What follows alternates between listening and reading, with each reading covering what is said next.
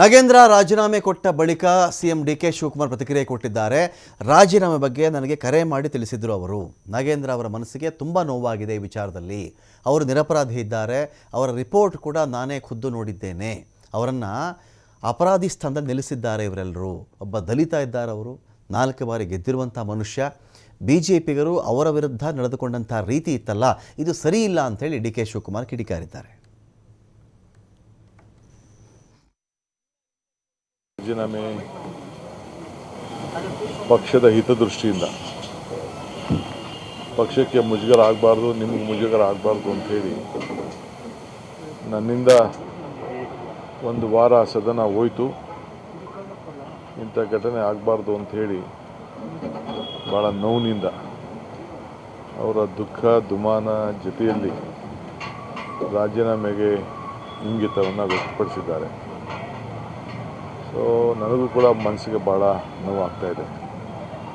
ಒಬ್ಬ ಪರಿಶಿಷ್ಟ ಜಾತಿ, ಒಬ್ಬ BJP ಒಬ್ಬ ಸೀನಿಯರ್ ಮುಖಂಡರ ಮೇಲೆ 2 ಬಾರಿ ಹೋರಾಟ ಮಾಡಿ ಚುನಾವಣೆ ಗೆದ್ದವರಿಗೆ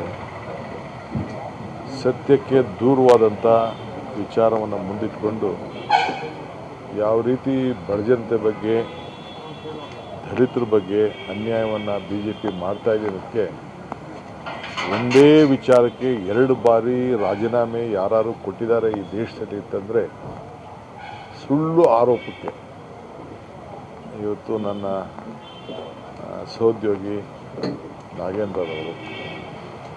ಸೊ ಪಕ್ಷಕ್ಕೋಸ್ಕರ ನಾನು ಯಾವಾಗಲೂ ಹೇಳ್ಕೊಂಡು ಬಂದೆ, ಎಲ್ಲ ತ್ಯಾಗಕ್ಕೂ ಅವರು ಬದ್ಧರಾಗಿದ್ದಾರೆ ಅಂತೇಳಿ.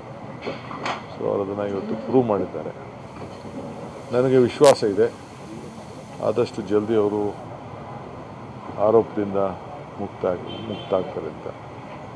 ಗವರ್ನರ್ ಅವರು ಕೂಡ ನನಗೆ ಪ್ರಾಸಿಕ್ಯೂಷನ್ ಪರ್ಮಿಷನ್ಗೆ ಬರೆದಿದ್ದಾರೆ.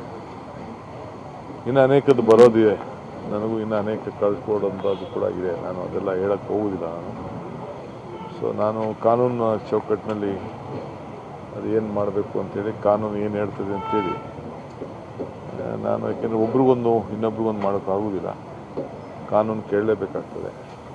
ನನ್ನ ಕಾನೂನು ಚೌಕಟ್ಟಿನಲ್ಲಿ ಏನೇನು ಇದೆ ಅನ್ನೋ ಪರಿಶೀಲನೆ ಮಾಡಿ ಆ ಪ್ರಾಸಿಕ್ಯೂಷನ್ ಪರ್ಮಿಷನ್ ವಿಚಾರದಲ್ಲಿ ತೀರ್ಮಾನವನ್ನು ಮಾಡ್ತೀನಿ. ಈಗ ಅವರು ವ್ಯಕ್ತಪಡಿಸಿದ್ದಾರೆ. ನಮ್ಮ ವರಿಷ್ಠರ ಗಮನಕ್ಕೆ ರಾತ್ರಿ ತರ್ತೀನಿ, ತಂದುಬಿಟ್ಟು ಬೆಳಗ್ಗೆ ತೀರ್ಮಾನ